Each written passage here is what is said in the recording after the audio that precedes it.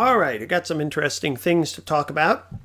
I've been doing my series, Charlie Kirk and Adventism, and this presentation relates to a lot of what I'm covering in there. So let's take a look at some interesting things. So Senior Pastor, Christ Church, Doug Wilson being interviewed on CNN. Now, I want to show you some interesting things here to make a point. What do you say to people of different faiths all over the world who don't believe that and have a different God, a different understanding of life and how we all came here? Yeah, I would say let's have a Bible study. Let's talk about it. Depending on what they've heard, I would want to assure them that the fact that we differ over who God is or differ over ultimate reality does not give me warrant to persecute you. So we're going to talk about this because the Christian faith does not advance by the sword. The Christian faith advances by preaching, the sword of the Spirit, planting churches, preaching, declaring, etc. So I'd want to visit with them. I'd want to. So he makes clear he doesn't believe the Christian faith is to advance by the sword. Now we understand in prophecy that the civil arm of government is going to be used to persecute. We understand that. As Seventh-day Adventists, we understand that there is going to be an oppressive religio-political system set up in this nation. We understand that's going to happen, that apostate Protestantism is going to take over the government and they're going to use the civil power to enforce religious decrees and mandates and ultimately the mark of the beast, which we understand to be Sunday. Now, right now, there are obviously plenty of Sunday keepers who we would say don't have the mark of the beast yet, because this hasn't yet happened and people were not yet put into the position where they had to choose, and where these truths of Scripture surrounding ultimately being encapsulated by the Sabbath, because it's not just about the keeping of the Sabbath, but the Sabbath is representing the whole law. The Sabbath is representing trust in the Word of God and keeping the commandments of God. And so when we think about Revelation 14:12, this is the patience of the saints. These are those who keep the commandments of God and have the faith of Jesus Christ. If you love me, keep my commandments, John 14:15. So these things have not yet come to the forefront, and so this oppressive religio-political system has not yet been set up. And so even though, objectively speaking, Sunday is the mark of the beast, in that the veneration of Sunday ultimately points to the papal authority. Okay, it points to the authority of man, whereas the Sabbath points to the authority of God. Okay, so objectively speaking, when we look back in history and we think about the origins of Sunday veneration within Christendom, as Samuel Bacchiocchi points out in his book From Sabbath to Sunday, it was largely the Church of Rome that pushed this, where there was an affinity toward paganism and pagan culture. And it was ultimately, at least in one sense, political in nature. Now, in my series on Charlie Kirk and Adventism, one of the points I made is that in a general sense, politics concerns the activities of government. And so in prophecy, in the Bible, kingdoms, nations, governments are signified as beasts. And that makes a lot of sense, because a beast has hunger, a beast wants to grow, a beast wants to dominate. And so the kingdoms, now, obviously, when we think of those beasts in Revelation, or rather in Daniel chapter 7, when we think of those beasts, the lion-like beast with the wings signaling Babylon, and then you have the bear with one side higher than the other, the Medes and the Persians, and then the leopard with the four heads and the four wings signifying Greece, and then, of course, that terrible beast with the iron teeth signifying Rome. These were different kingdoms, and they had different forms of government to a certain degree. Different forms of government. But we see in Daniel chapter 7, 17 and 23 that a beast in prophecy is synonymous with a king or a kingdom. A king or a kingdom. Okay? And so when we think of the activities of government, that's what politics refers to, the activities of government. So when you think about Rome, and you think about how paganism was merged with Christianity, as Seventh-day Adventists, we think of Sunday. This is an example. Okay, we might also think about the prayers to saints. We might think of purgatory as another example of merging non-biblical ideas with the biblical. When we think about Sunday, there was a political component to that. It made sense for the empire. It made sense to merge the Christian ideas with pagan ideas. So there was, in a sense, a sanctifying of a political agenda in that. And when Ellen White writes about Constantine and the conversion of Constantine, she does present the idea that there was this political aspect of his conversion.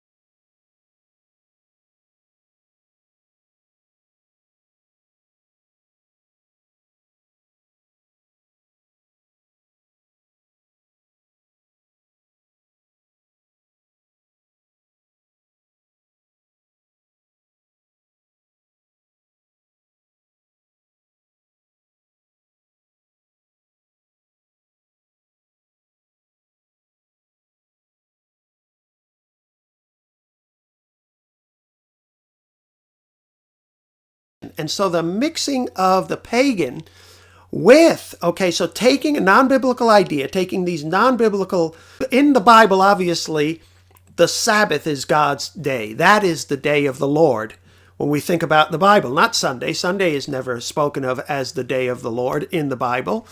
Sunday is never pointed to. But obviously, when we think of the sun god, when we think of paganism, and again, Samuel Bakioki's book From Sabbath to Sunday gets into that, there is a political nature to why it made sense to venerate that day, okay? To venerate this day that really points to the sun god. And so in a sense, when we look at that, when we look at this compromise, and the idea of creeping compromise and compromise with paganism, there is the political element. And as I said, if we think of beasts as kingdoms, the way the Bible portrays it, governments, political powers, a beast, a kingdom, a government can be related to an individual. As individuals, we need to be held in check. We have a sinful nature. We have a sinful tendency to want to glorify and aggrandize ourselves as human beings. Our sinful nature, our pride, needs to be kept in check. How do we do that? We have to surrender to the constitution of the Word of God. And we also, at times, have to be willing to be held in check by others, by people. Okay?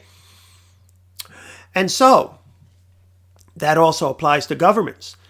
A government will seek to glorify itself. Just like a person will seek to glorify himself, a nation, a government will seek to expand in power, to dominate. And so if you think of a government as a beast, which is it's very good how the Bible presents that. If you think of a government, if you think of a nation, if you think of this political entity as a beast, having a mind of its own in a sense, it will seek to do things that will increase its power. And the activities of government, in a general sense, are politics. Politics concerns the activities of government, in a general sense. So when you think about Sunday law, when you think about that in the days of Constantine, one way of thinking about it is, yes, it was a compromise with paganism, but there was also a political aspect of it. It would have advantages for the empire, this idea of unity, unifying, okay?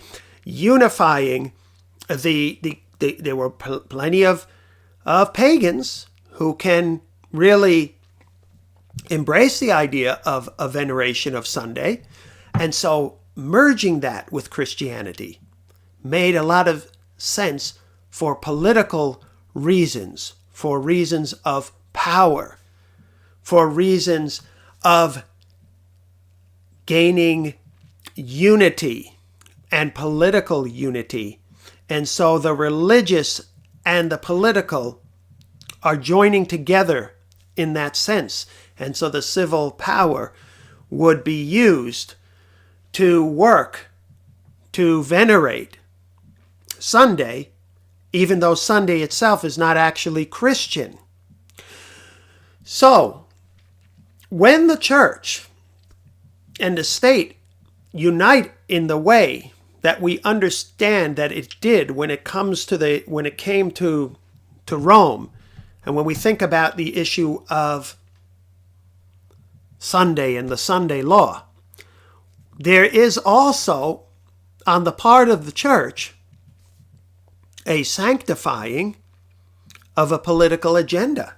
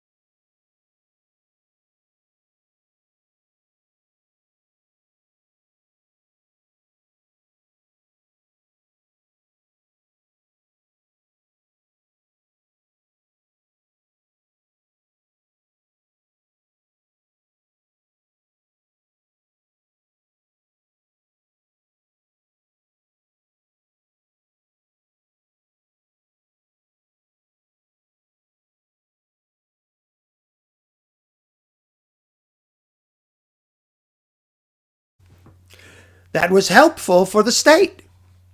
The sanctifying of a political agenda that is helpful for the state. Now you got to think about that for a minute as we ponder what we're getting into in this video. So, compromise. When we think of the harlot of the Old Testament, symbolically representing the people who were the professed people of God.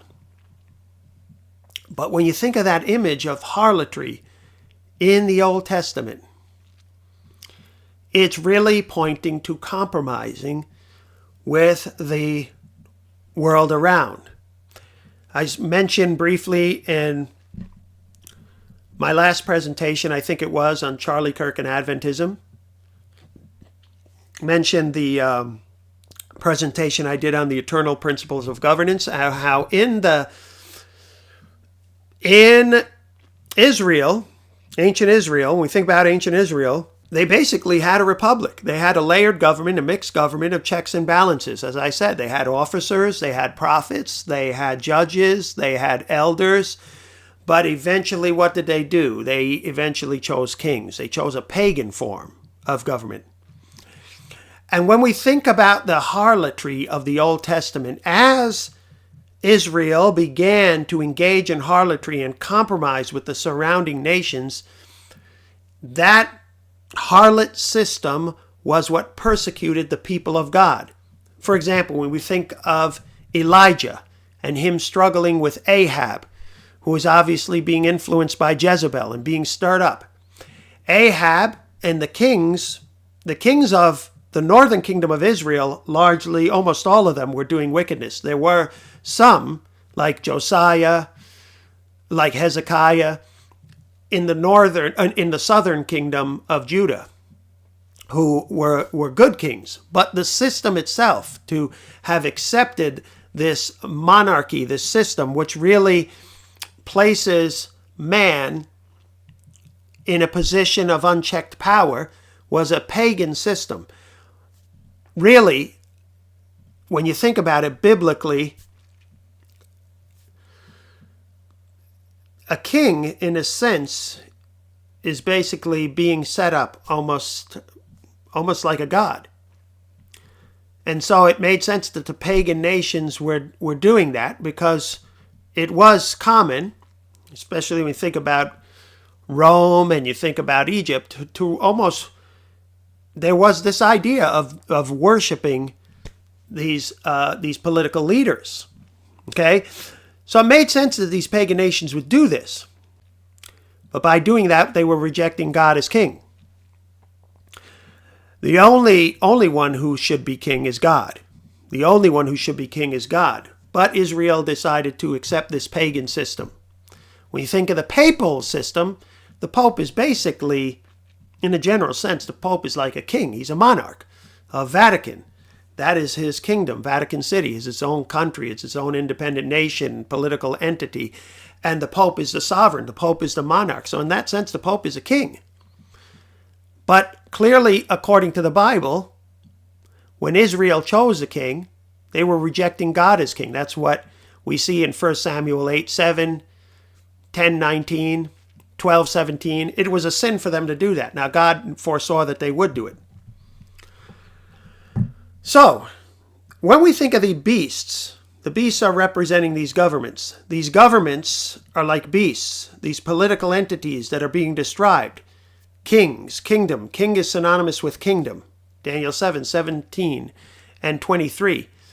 And a kingdom, like a beast, will look toward its own interest. The activities of government are political in nature. Politics concerns the activities of government. So a government will look toward activities that will help it to grow and expand in power. Well, Sunday, when you think about the veneration of Sunday, and the church basically sanctifying a political agenda in that sense, that would help to empower and strengthen the kingdom, bringing unity between pagan and Christian, in a sense, creating this civil religion that would really mix paganism with Christianity. There was the sanctifying of a political agenda in that.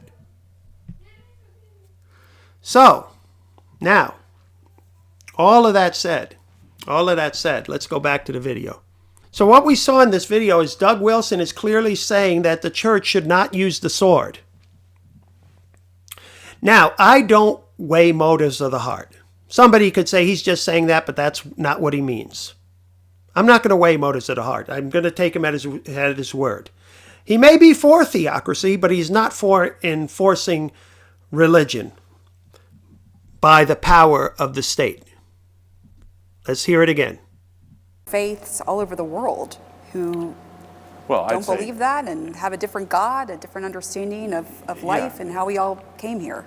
Yeah, I would say let's have a Bible study. Let's talk about it. Depending on what they've heard, I would want to assure them that the fact that we differ over who God is or differ over ultimate reality does not give me warrant to persecute you. So we're going to talk about this because the Christian faith does not advance by the sword.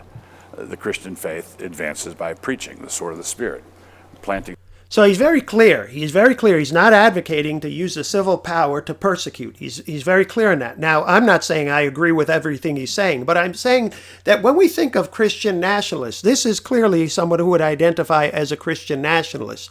He may even embrace the idea of theocracy, but he's clearly not saying that the Christian faith should use the sword.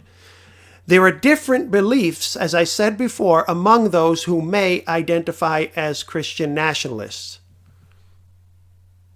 Now, the reason I'm mentioning this is obviously because Christian nationalism has been a big talking point within Adventism. The idea that Christian nationalism is going to bring about the persecution, the image of the beast that's going to be created in this nation is going to be done by right-wing evangelical Christian nationalists. That is what some understand the prophecy to point to. This is an idea within Adventism, a very popular idea. The popular idea is that Christian nationalism, that's how it's going to happen. Okay, so we understand there's going to be a religio-political system set up. Now, you got to think about that. We understand, and I'm not going into all the details here in this presentation, but I am planning to continue to go in these details in my series on Charlie Kirk and Adventism, because like I said, I view the issue of Charlie Kirk and Adventism as a microcosm in that it encapsulates characteristic qualities and features of something much larger. So the bigger picture, what's being encapsulated by that microcosm is the divisions and the different points of view within Adventism, generally speaking, when it comes to politics and even when it comes to prophecy. So I am getting into a lot of this subject matter in that series. But I just wanted to do this video here and focus on a few things. But I am building on this in that series. Okay, so let's take a look at what the Bible says. Okay, so reading from the New King James, I'm going to just go to Revelation 13. Again, not going to do groundwork in this series explaining in detail how we come to the conclusion that the beast of the land is the United States and the beast of the sea is representing the papal system. Not going to go into all the groundwork in this. I do have a series called Revelation of Light where I go into that more. But I'm just largely speaking to an Adventist audience, so most Adventists would understand that the beast of the land is the United States and the beast of the sea represents the papacy. So here we see in Revelation 13, verse 11, "Then I saw another beast coming up out of the earth, and he had 2 horns like a lamb, but he spoke as a dragon." And this is what we understand is pointing to the United States. And in the book Great Controversy 441, Ellen White relates those 2 horns to Protestantism and Republicanism, the secrets of its power of this lamb-like beast. Protestantism and Republicanism. And as I pointed out in my presentation on the eternal principles of governance, and as I pointed out in my previous video, really Protestantism and Republicanism go hand in hand. And I'm going to speak more on that in the series on Charlie Kirk and Adventism as I go a little bit more in history. But when you look at the spreading of Protestantism, governments changed. Governments changed. And there is a correlation between the spreading of Protestantism, because before that, pretty much, before Protestantism in Europe, you largely had monarchies and feudalism. Okay? The nations pretty much had to subject themselves to the centralized influence of the papacy. But when Protestantism started to spread, nations could look to their own interests, and so nationalism spread. So nationalism is a guard against globalism. Okay? In a sense, you had a Catholic European Union, and Protestantism helped to break that up as nations could look to their own interests. When we think globally about prophecy, really we're understanding from Revelation, prophecy is pointing to a global Catholic dominion. Okay, that is what it's pointing to. Catholic globalism. Nationalism is a check against globalism. Nationalism gets in the way and interrupts globalism. So when Protestantism started spreading, Republican forms of government started spreading. And again, I'll get more into that in the Charlie Kirk and Adventism series, get a little bit more into that history. But also capitalism started spreading. Okay, what did you have prior to this, really? You had feudalism and monarchies in a general sense, monarchies and feudalism. And the opinion of individual people didn't matter. But what did Martin Luther say? To go against conscience is neither right nor good. So with Protestantism came protesting, came the rights of conscience began to become emphasized by Protestants. The Protestant work ethic Capitalism was supported by Protestantism. Nationalism was supported by Protestantism. And so when we think about that, Republican forms of government, representative forms of government, getting away from the papal system, getting away from monarchies. In fact, the Bible, and we'll look more about this in the series of Charlie Kirk and Adventism, but when you think of the Geneva Bible, that was really a challenge to the divine rights of kings, that you can't question kings, that kings should be held in check, the Geneva Bible and commentaries in that Bible that were in the Geneva Bible. Okay, so when we think about what Ellen White was saying about the representative form of government, republicanism and Protestantism, these really are based on eternal biblical principles. Obviously, we would say that Protestants, in essence, were really seeking to get back to the Bible and a form of government that really aligned with the principles we see at play in ancient Israel before they chose to have kings. And the papal system is really a kingly system. So clearly it's against God. God is to be the king, not man. So when we go back and we look here and we see Verse 11, Revelation 13:11. Then I saw another beast coming up out of the earth, and he had two horns like a lamb, but he spoke like a dragon. Okay, spoke like a dragon. Now, America has always had a hypocritical aspect to its nature, because on the one hand, the foundational principles of this nation are Christian and biblical. And so when you read the great controversy, our Pilgrim Fathers, and Ellen White speaking of the grand old document, and pilgrims coming here and seeking freedom of conscience and laying down the foundation of this nation. And these are things I'll go into more detail in that series, but there are principles that are spoken of there in that chapter, our Pilgrim Fathers, that are ultimately biblical and eternal principles that this nation was founded on. In that grand old document which our forefathers set forth as their Bill of Rights, the Declaration of Independence. But she also speaks of the Constitution here. The framers of the Constitution recognized the eternal principle that man's relation with his God is above human legislation and his rights of conscience inalienable. And that we saw being emphasized by Martin Luther. To go against conscience is neither right nor just. But this is an eternal principle that she's speaking of. Where does an eternal principle come from? Obviously from God. So it is ultimately Protestantism was seeking to regain these biblical principles. Now, the Puritans didn't always extend the freedoms that they valued to others, as Ellen White points out. There's always been a sort of hypocritical characteristic to our nation. Obviously, segregation and slavery were violating these, biblical principles. So there was systematic racism when it comes to slavery and segregation, but praise God, those things were abolished and undone, okay? And they were rectified. Praise God for that. But there was always this hypocritical aspect that we could think about.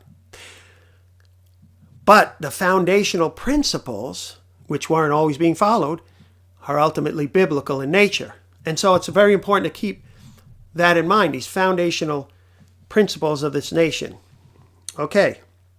He exercises all the authority of the first beast, which we understand, that's the beast of the sea, that's the papacy.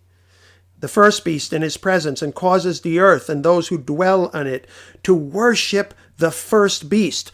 So the beast of the land, the United States, is going to do what? Cause the earth and those who dwell in it to worship the first beast.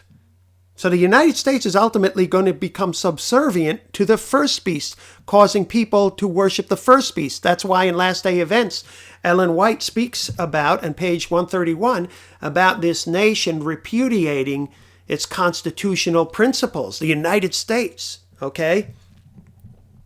Repudiating its constitutional principles as a Protestant and Republican government. When that happens, in essence, the United States will have destroyed, will have in essence been destroyed. Because once you destroy the foundational identity, the Constitution is what America is. You know, the Declaration, in a sense, you could think of the Declaration as explaining why the United States should be an independent nation. And then the Constitution is explaining how, it is to be a constitutional republic. That is what America is to be politically. So once those principles are trampled, you have destroyed America as we know it. And so when this nation repudiates every principle of its constitution as a Protestant and Republican government, so Ellen White is clearly recognizing the Christian Protestant basis for this nation and for its laws. Again, get more into that in my series. It does that, it destroys its own image in order to create in itself an image of the papacy. That is not nationalism. That's not nationalism. Okay? Can Christian nationalists, right-wing Christian nationalists, open the door to that? Sure, they can open the door to that. But that scenario that the Bible is describing of the nation, of the beast, creating within itself, as we understand, an image of another nation and causing the earth and those who dwell in it to worship the first beast, one kingdom, submitting to the global agenda of the other kingdom, submitting to the global desire for dominion of another kingdom, one kingdom creating in itself the image of another kingdom, destroying its constitutional identity in order to submit to the global agenda of another kingdom is not nationalism. Okay? Again, that's not nationalism. So, he exercises all the authority of the first beast in his presence, causes the earth and those who dwell in it to worship the first beast whose deadly wound was healed. He performs great signs so that he even makes fire come down from heaven and on the earth in the sight of men. And then it says in verse 14, Revelation 13:14, New King James Version, he deceives those who dwell on the earth by those signs which he was granted to do in the sight of the beast, telling those who dwell on the earth to make an image to the beast who was wounded by the sword and lived, to make an image of the beast of the sea. And we understand that that points to the American Constitution being trampled, our system of government being fundamentally transformed into a religio-political oppressive system that mimics the papal system. Okay, that is not nationalism. That is this nation destroying its national identity, destroying its Protestant foundational principles in order to serve the papal system. And it goes on to say in verse 16, he causes all, both small and great, rich and poor, free and slave, to receive a mark on their right hand or on their forehead, that no one may buy or sell except one who has the mark or the name of the beast or the number of his name. No one may buy or sell. That is completely the opposite of capitalism. That is completely the opposite of the free market. So as I said, nationalism gets in the way of globalism. So what we're ultimately seeing is a globalist agenda being fulfilled.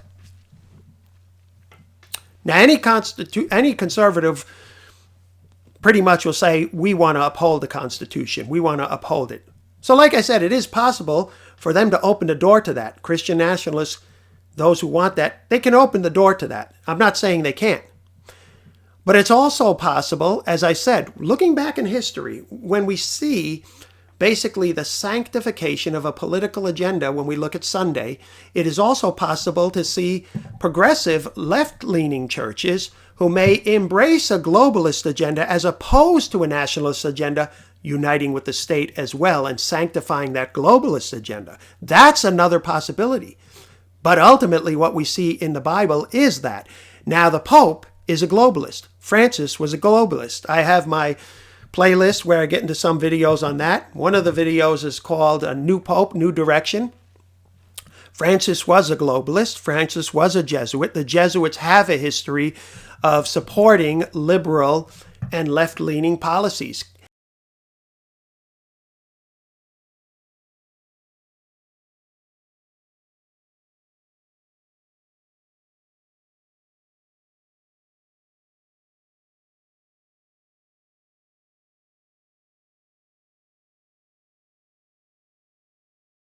Now, some conservative Catholics have spoken against Catholic liberation theology as basically Christianized Marxism.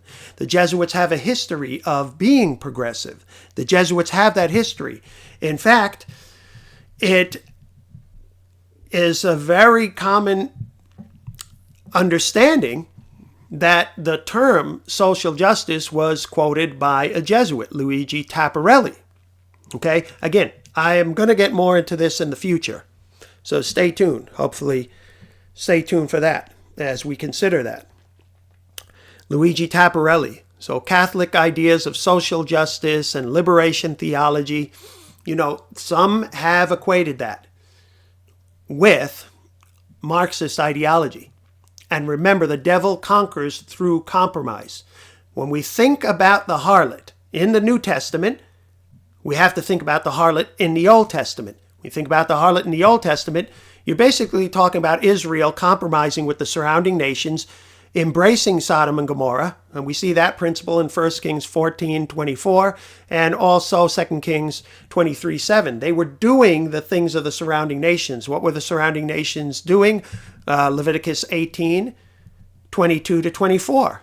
They were engaging in perversion, just like it says in Romans chapter 1, particularly when we go from verse number 21 to 27. Okay, it shows how the worship of the creature rather than the creator led to sexual immorality and wickedness. And as I pointed out in the past, Ellen White does relate paganism. Basically, paganism is spiritualism, and spiritualism leads to all kinds of perversion. And that's what we see in Romans chapter 1. And that's what we see happened within Israel. That's why Isaiah in Isaiah chapter 1, 9 and 10 called Judah basically Sodom and Gomorrah, because they began to take on those qualities. So it was the compromising church, okay, the compromising church that compromised with the world, that went along with the worldly agenda, so to speak, as represented by the surrounding nations, that became the persecuting church. Okay, so when we look at someone like Ahab, who was obviously a compromising king. And what was he doing? He was persecuting Elijah. Okay, Elijah is really representing the faithful people of God. And he was told that there were 7,000 who had not bowed the knee to Baal. So there was a remnant. And Elijah was representing those faithful people. Who was persecuting him? The compromising church, the worldly church, the church that went along with the worldly agenda. So it is also, and Sodom and Gomorrah and Sunday law go together, because spiritualism opens the door to Sodom and Gomorrah, just as paganism did, as we see in Romans chapter 1. So we have to consider all that. Now, obviously, Pope Leo XIV was appointed by Francis. He's appointed by Francis. It's not a coincidence he got in there. He had the same ideas. He has the globalist agenda too. And he may be a little quieter when it comes to advancing the LGBTQ agenda, as Francis did. Now, regardless of what people say, and those in the secular world might say he didn't go far enough to do it, but Francis went further than any other pope. But Leo has definitely already shown himself to go along with Francis in his globalist agenda. So let's go back now to this idea. Now, does that mean we should embrace everything that Christian nationalists are saying? Not at all. But there are different views within Christian nationalists. And, in a general sense, if somebody reads that chapter, Our Pilgrim Fathers, they might say, well, these are Christian nationalist ideas talking about these Protestant foundational biblical, that the Bible is the charter of liberty and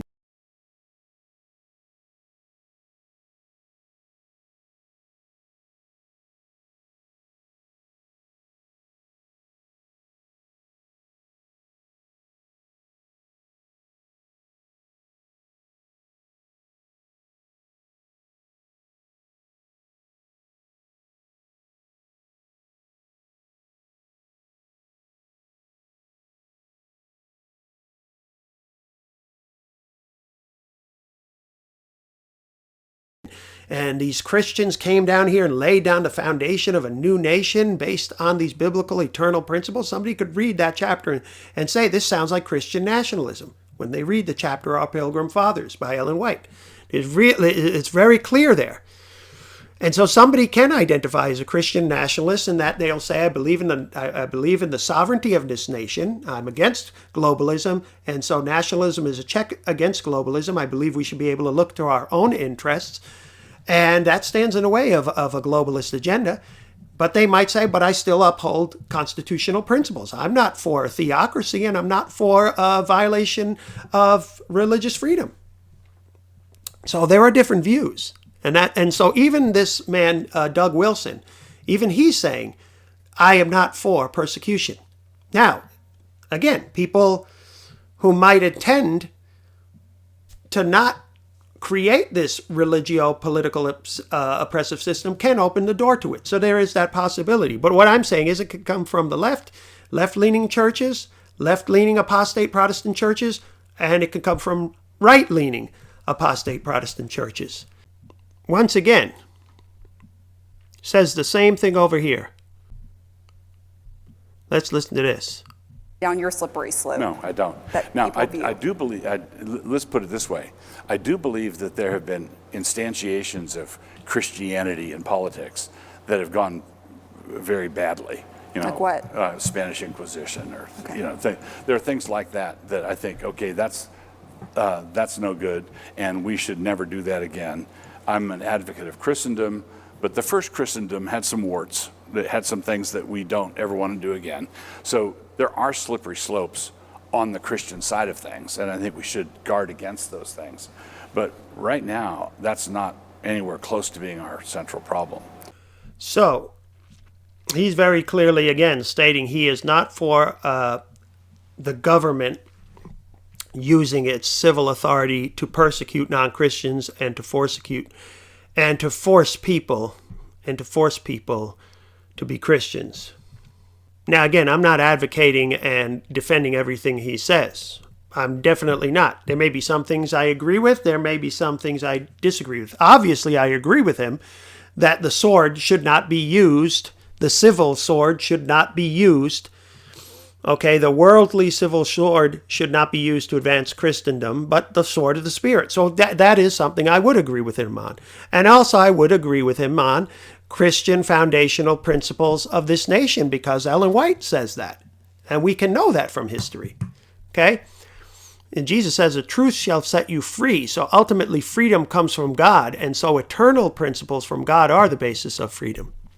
Let's take a look at this one. Tonight, the second coming of Christian nationalism and what it means for every American institution. The latest flashpoint is in Louisiana. That state's governor, Jeff Landry, signed a law. Now, this is from CNN, and some of the concerns that are being raised here have become very popular in Adventism, because we're hearing a lot of the same talking points in Adventism that we are seeing in the secular media.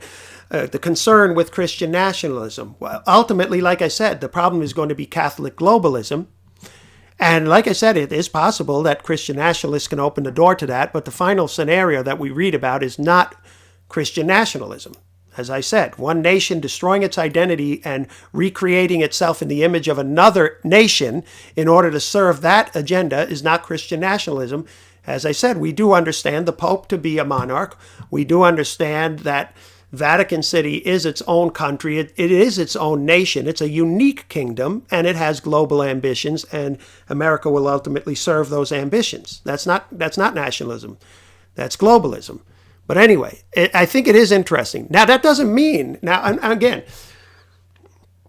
that doesn't mean that we can't have agreement with the world at large. So when I was saying that we are hearing some of these points being made in the secular world, in the world outside of the Adventist Church, for example, here on CNN, that we do hear some of these same points being made in Adventist churches, it doesn't mean that they're wrong. In other words, I'm not saying that we can't have an agreement with sentiments expressed in the secular political world outside of Adventism. I'm not saying that there can't be any point of agreement, But I do think it is interesting that we're saying these same things. Now, the point is that as Seventh-day Adventists, yeah, we may have agreement with the world at large. We may have points of agreement. Yeah, we're going to have points of agreement. But we definitely have to make sure that what we're agreeing to fits with what inspiration says. Okay? Whatever we're agreeing with has to fit with what inspiration says. And inspiration ultimately points to Catholic globalism. Control globally over who can buy and sell. Now let's take a look. Let's continue here. Law requiring the Ten Commandments to be prominently billed in every public classroom. He did it to cheers. This bill mandates. So they're making an issue about the Ten Commandments in classrooms. Let's take a look at this part here. Crusaders are Christian nationalists. First, here is what Christian nationalism actually is. Two prominent sociologists described it this way: a cultural framework that blurs distinctions between Christian identity and American identity, viewing the two as closely related and seeking to enhance and preserve their union. Now, Donald Trump uses this as almost a throwaway line when he talks about religious groups.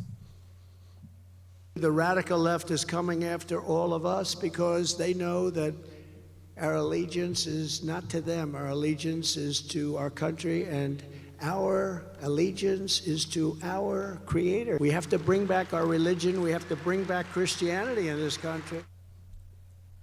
His ultra-Christian... Now, when he talks about bringing back Christianity, he hasn't said he believes in doing it by the force of the civil power. Again, any Christian, any Adventist would say, yeah, we should influence the world. We want to lead people to Christ.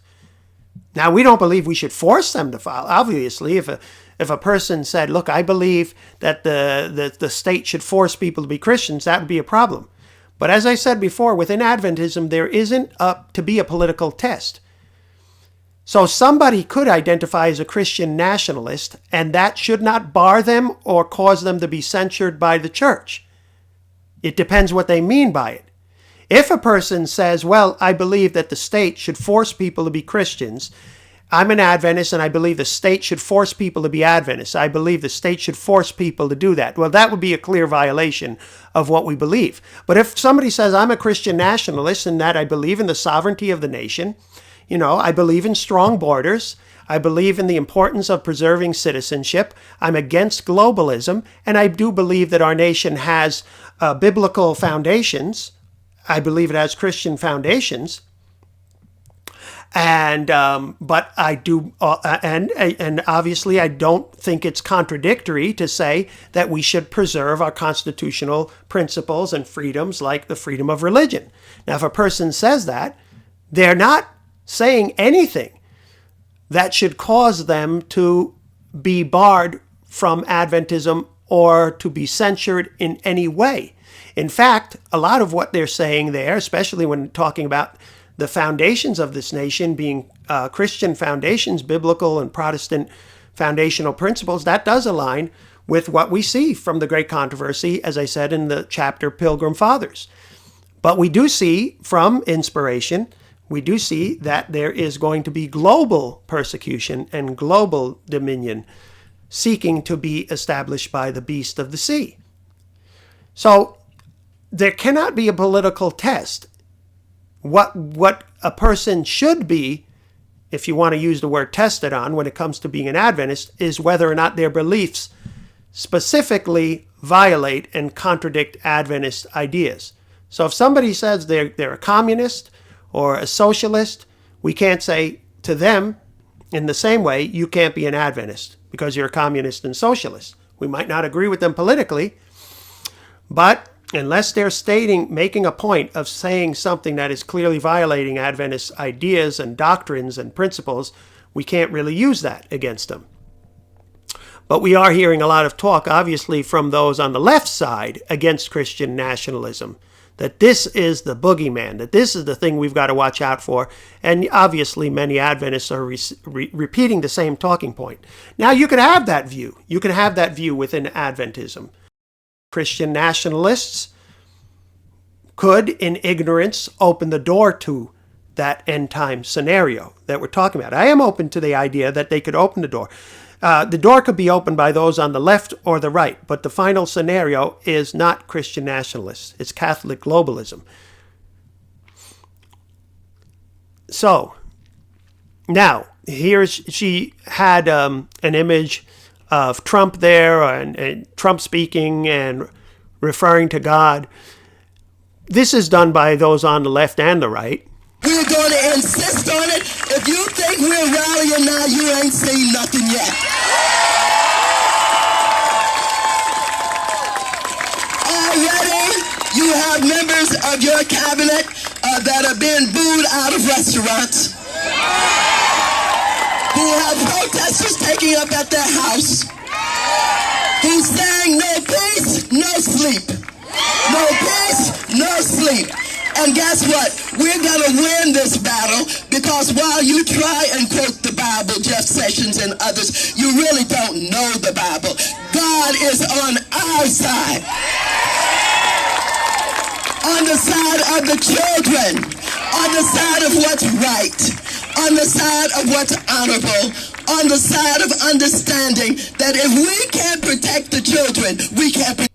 So clearly she's using God, right? She's referring to God, she's referring to the Bible, and she is claiming to take the moral high ground. Now, this is obviously a politician who is claiming the moral high ground, who's using the Bible, who's referring to God. This is Maxine Waters, who's obviously not on the right, but on the left.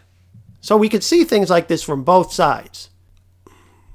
Both sides can refer to the Constitution, and both sides can refer to God. We can see those type of things on both sides of the aisle. Christian nationalists feel that they are called to rule over all facets of society. Some, including Trump's spiritual advisor, Paula White, believe in something called the 7 Mountain Mandate. It outlines the 7 areas of life that should be forever and unbreakably linked to the Christian nationalist version of God's law: family, church, education, media, arts, business, government. It's clear that they've started in the schools. Now listen to that again. Again, this is a talking point that I've heard. Family, church, education, media. This is, again, the reference to the 7 Mountain Mandate I've heard brought up by Adventists. Okay, so again, we're seeing this concern. And again, because Adventists are bringing up talking points of the secular political world outside of Adventism doesn't necessarily make those points wrong. But as I'm saying, when we look at the world around us, we have to ultimately look at it through biblical glasses. We have to make sure we're looking at it through biblical glasses. Now, what those who embrace Christian nationalism, and as I said, you will find a variation of ideas among them. They're not all going to embrace theocracy. But what they mean when it comes to influencing these areas, in a general sense, any Christian would say, yeah, we should influence any area. If you're an Adventist, you want to influence people toward Christ. You don't want to force them to become Christian. You don't want to use legislation to make them Christian. But obviously, whatever your sphere of influence is, you want to be able to influence people toward Christ. We have a biblical view of the family. Think about fundamental belief number 23, marriage and family. Very important, right? And when we think of the church, obviously, the church is the body of Christ, or education. God gave us a mind so that we could know more about him, and we speak of Christian education. Ellen White has a book called Education. So whatever sphere of influence we are in, we believe we should influence based on our biblical Christian conviction.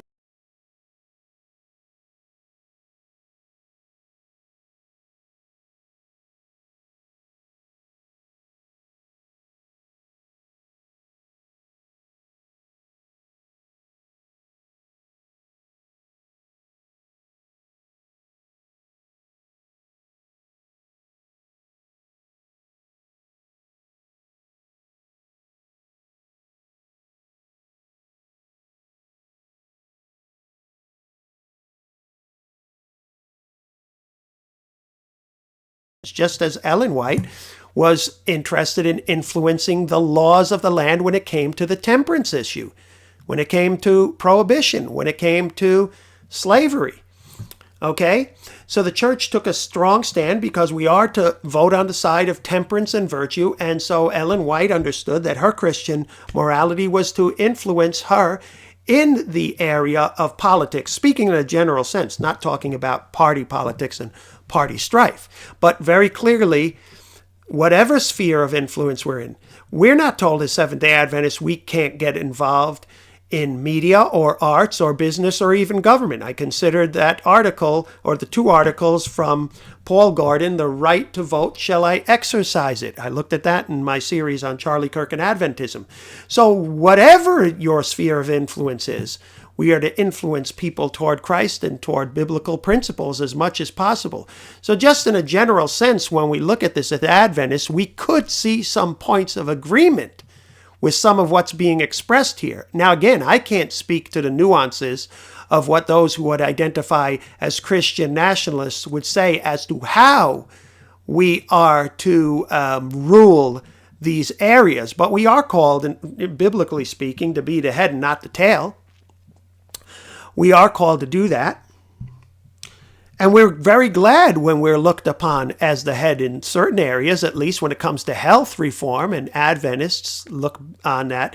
Adventists have talked about, our health principles. We like when the world at large recognizes that Adventists live 10 years longer than the rest of the population, that we have a blue zone there in Loma Linda, California, where we have a congestion of Adventists and people live longer.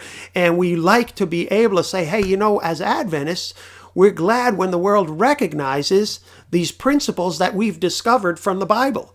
So in a general sense, what would be wrong with Adventist ideas influencing education?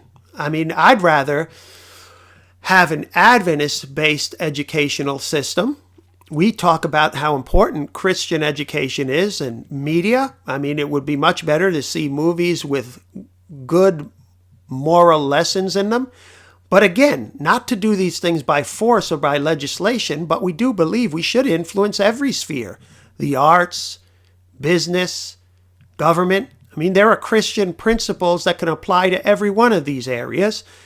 And so again, I can't speak to Christian nationalists or the differences among the opinions of Christian nationalists as to how they would go about ruling these various institutions. I can't speak to that, but I can speak in general that we are supposed to influence every sphere that we are involved in. Arts, business, government. It's clear. Now, if as a Christian, if as a Seventh-day Adventist, based on Seventh-day Adventist principles, we said, let's seek to influence. Let's seek to bring a good Christian influence to the arts. Let's do that. Let's seek to bring a good Christian influence in government. Let's seek to do, if as Seventh-day Adventists we said that would not be wrong. If we're seeking to share Christ with others, and we're seeking to lead people to biblical principles and ways of thinking, we are doing what we're called to do. I mean, what else are we called to do but lead people to Christ so that they surrender the whole of their lives and their minds to Christ so that they could also influence others. So that we don't say, well, the influence of Adventism is just supposed to be in the church. Do we say that? Do we compartmentalize? No. We say whatever we eat, drink, whatever we do to the honor and glory of God. So again, I'm not saying I agree with, because I don't even know how those who would embrace this, those who, I can't speak to all those who would identify as Christian nationalists and those who would embrace this dominion idea, these 7 mountains. I don't know exactly how they would go about doing it. But I do believe in a general sense we are to influence every area as much as possible because we're in the midst of a great controversy. So she brings up somebody who helped to put that law in place. Okay, Lauren Ventrella as Louisiana State Representative. Louisiana. Okay, so let's check out what she says here. It's not really a debate. They weren't yelling at each other or anything. What they were discussing, they were being respectful. Believe in faith, family, and freedom. And we believe that this country was founded on that. You can look at the walls of the Supreme Court. They even have a picture of the Ten Commandments. This is not something that's so preposterous to say that this country, that its original laws, look, endowed by our Creator. I mean, that is something that is historical. We know it is important to this nation. What does that have to do with it? It's historical in nature. It's not religious. To be honest, Lauren, I'm just trying to understand. You're trying to claim that this is secular. It's very clear that the Ten Commandments is religious. In fact, what she was pointing out there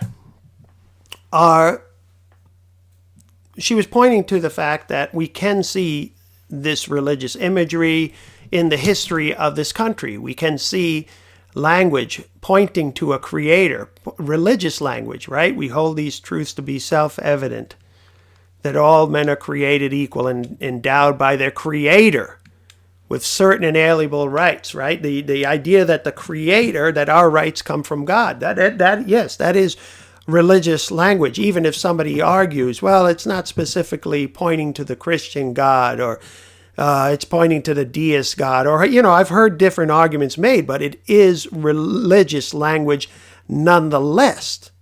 It is really, you might say, well, it's not sectarian in nature. It is still religious language. It is pointing to a creator God that cares enough to give us rights. It's not talking about a disinterested deistic God. I mean, we are talking about rights coming from God, okay?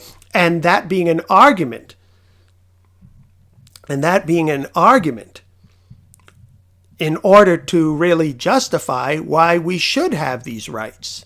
A creator who is endowing people with rights to life, liberty, and the pursuit of happiness, that is not a disinterested, impersonal God. So that is a religious statement. So we do see these ideas. We see these references to religious ideas consistent with the God of the Bible, a God who gives laws, a God who cares, a God who wants what's best for people. We see this as a foundational concept because the Declaration of Independence is a foundational document. Yes, sir. Hi there, Mr. Kirk. Thank you for being out here, and I appreciate your eagerness for an open dialogue. I believe the scariest thing about your beliefs is your eagerness to have a Christian theocracy. And I think that's the scariest thing about J.D. Vance as well. Can you defend it, explain how it doesn't, or how it goes with the First Amendment, and also how it won't affect people who aren't Christian? Well, I don't want a theocracy. I want this. I want the Constitution. So I want a free society. But I am a Christian, and we have Christian roots, and we must understand that. Yeah. Okay, the Christian roots. First Amendment, you don't see a little... No, let's read what the First Amendment says. So what do you think the First Amendment says? Freedom of religion, freedom of speech. Right. So how is that an issue? It's not. You can be a Christian in the U.S., obviously. But I think what you're promoting, and you've been J.D. Vance's biggest supporter. I'm a huge J.D. Vance you are supporter, but I'm not going to speak for him. I'll speak for myself. Fair enough? Yes, that's fair. Got it. But no, what's the issue with the First Amendment? I have no issue with the First Amendment. No, how is that irreconcilable with Christianity? I see a danger with a Christian theocracy. Well, I agree. I'm not a theocrat. I want a free society. You support people who are Christian theocrats? Well, it depends. I mean, I might agree with them on certain issues. Vance is a huge Christian theocrat. Vance again, I will speak for him on this. He wants what I want. He wants a restoration of a free society. He wants a Christian society. Well, a Christian society is different than a theocracy. You'd agree. If you want the most Americans to be Christian, it's different than the composition of the government that you want, right? I agree with that. Yeah, so I want a revival of Christianity in this country. I want people to give their life to Jesus in huge numbers, but I want a government that is rooted in the Constitution and is a Republican, small r Republican form of government. Fantastic. You defended that very well. There you could see once again that Charlie Kirk is he's definitely saying he is not for a theocracy. He is for constitutional principles. So I don't like to read motives. I'm going by what he says. This is what he says. He's definitely saying that. And so, again, I hope that this was a blessing to you. This video went a lot longer than I had planned, but hopefully it gives you something to think about. Okay, until next time, God bless.